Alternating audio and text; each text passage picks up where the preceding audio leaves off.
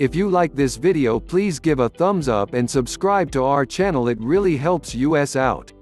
Hit the bell icon to be notified when we come out with new videos. Some of the most sensational UFO accounts are those that revolve around this strange craft coming down to Earth. The Dreamy Draw Recreation Area, in the U.S. state of Arizona, is a rugged desert park next to Piestewa Peak, formerly called Squaw Peak Mountain. The area is known for its quaint beauty, hiking and horseback riding trails, and opportunities for all manner of outdoor activities. Looking out over these vistas, tales of UFOs and aliens might be the furthest thing from one's mind, but if the local lore is to be believed, this was the site of a very unusual case in which a UFO came crashing down to Earth, complete with alien bodies, and which according to some is still there somewhere. The story begins in 1947, in fact not all that long after the more famous alleged UFO crash at Roswell. While the story has changed into slightly different variations over the years, the main lore has it that in October of that year, two men by the names of Silas Newton and Dr. G witnessed a strange object come thundering down to Earth to crash near the mountain, and the curious pair went to investigate. They supposedly arrived to find strange wreckage and the area strewn with several bodies of 4.5-foot tall humanoid creatures with oversized heads, all of them dead. The men purportedly then collected these bodies and stowed them in a meat freezer until they could figure out what to do with them and who to tell. Apparently, they wouldn't have the chance to tell anyone, as the men were soon after visited by mysterious men in black suits, who whisked the bodies away and told the witnesses in no uncertain terms that they were not to say a word to anyone about what they had seen and found. After this, the story goes that the government moved into the area with U.S. Army personnel, and not only that, but the Army Corps of Engineers had then went about building the Dreamy Draw Dam right over the remains of the fallen spacecraft. It is said that the place didn't need a dam at all, and the only reason it was built at all was to cover up the evidence of the crash, at least according to the tale. The case is most well known from the 1950 book Behind the Flying Saucers, by Frank Scully, but there have been numerous people since then who have stepped forward with further information on the otherworldly events. One letter sent into Legends magazine is from an anonymous sender who has a lot to say about the site, and the letter reads, "I have more to add on the crash at the Dreamy Draw. I've been hiking there for years and have noticed the bizarre features at the water retention site, built by the U.S. Army Corps. The dam area, which is off limits to all, has an excessive amount of posted signs, threatening 5 years $10,000 fine every 50 feet.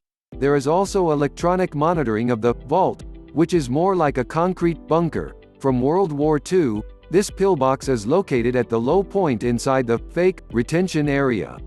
Firstly, I've never seen any water there, for its location is not where watershed from Squaw Peak Man could be trapped. Why is it there? Behind a huge iron door inside the bunker, I believe grants entry to inside the vault to monitor, keep secure what is entombed within the dam structure itself. There is a spillway on the outside of the dam. You can't get near it, but it's fake, made to look functional. Most of all, I know how unthorough the government has been with crash site cleanup.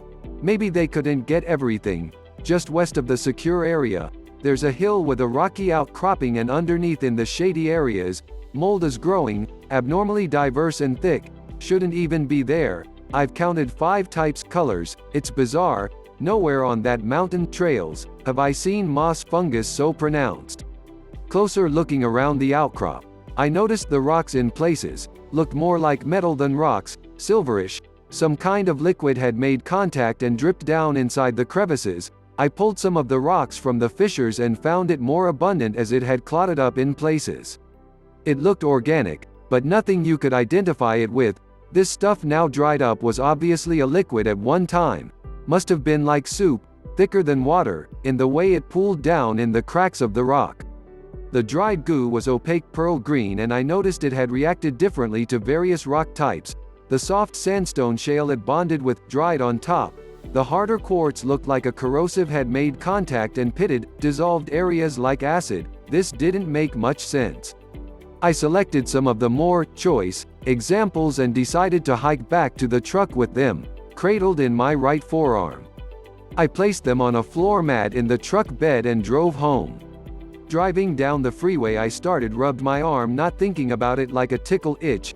After doing this for some time I said to myself, what is it, like an insect bite or something? Realizing those rocks had rested there for approximately 10 minutes hiking back, it was like cleaning your battery posts and making contact with the acid on your elbow or something. There was a welt there, and so I washed it in the kitchen sink, but then decided to shower. It vanished quickly. A few days later, the rocks disappeared from the side of my house. I later found my girlfriend had put them out in the yard as landscaping decor, adding they looked cool there and liked the weird colors. I only go hiking on the weekends, but haven't been in a few weeks. It's been hot. I have been to the outcropping 4 times, and every time I return, I've noticed something more to add to the story. What is going on here, and is this person for real? There have also been reports of people in the area of the dam reporting strange phenomena such as sudden spells of dizziness or inexplicable panic attacks, as well as those who claim to hear an inexplicable humming in the area. One witness, calling himself Trevor Freeman, has said of his own experience with this to Weird Arizona, so I went to check this place out after school. It's Monday afternoon. Hardly anybody is around. I'm pedaling around on my bike and I find the dam. It's fenced off pretty well and there are lots of no trespassing signs everywhere. Pretty high security for an earthen dam with no water behind it.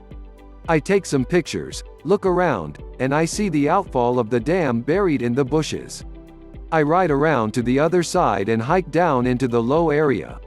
There's a large concrete box with a fence on 3 sides. As I am getting down towards the bottom, I hear this steady, low-pitched humming noise. I can't figure out what it is. Is there really a UFO buried beneath this thing? As I glance around to see if anyone's watching, a plane crosses the sky. The place is not too far from the airport, but it's still close enough to hear jets taking off. That's probably what I heard. The lesson is that you'll never realize how much weird stuff is out there until you start looking.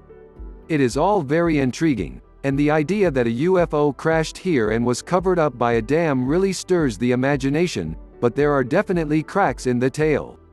One is that the supposed UFO crash doesn't seem to have ever been covered by any actual news agency at the time. Everything we know about it comes from unverifiable accounts, secondhand reports, and rumors, as well as brief mentions in Scully's book Beyond Flying Saucers, as well as Timothy Good's 1987 book Above Top Secret, and little else. Also, a rather glaring hole in the story is that it seems that the dam was actually not built until 1973, which seems to put to rest the allegations that it was made to cover up a 1947 UFO crash.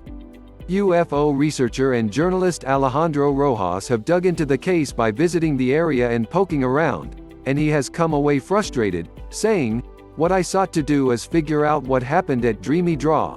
All I could find is there were rumors. There was a witness who claimed to have seen something happen either in Cave Creek or Paradise Valley or Dreamy Draw. Unfortunately, before I could speak to this witness directly, he passed away. Yet the conspiracy theories and reports remain, and there are even those who insist that the dam was not built in 1973, but rather much earlier, with the date of construction itself said to have been altered to aid the cover-up. The same goes for newspaper reports, with it being suggested that the same mysterious men in black who visited the original witnesses also went about silencing any news stories that might appear. It has also been pointed out that the whole Dreamy Draw Dam area is very locked up and plastered with no trespassing signs beyond what one would expect for a dam. Is there anything to this story, or is it merely a piece of UFO urban legend? We may never know for sure, and although this is most likely a tall tale, it has still managed to enter the lore of UFO crashes.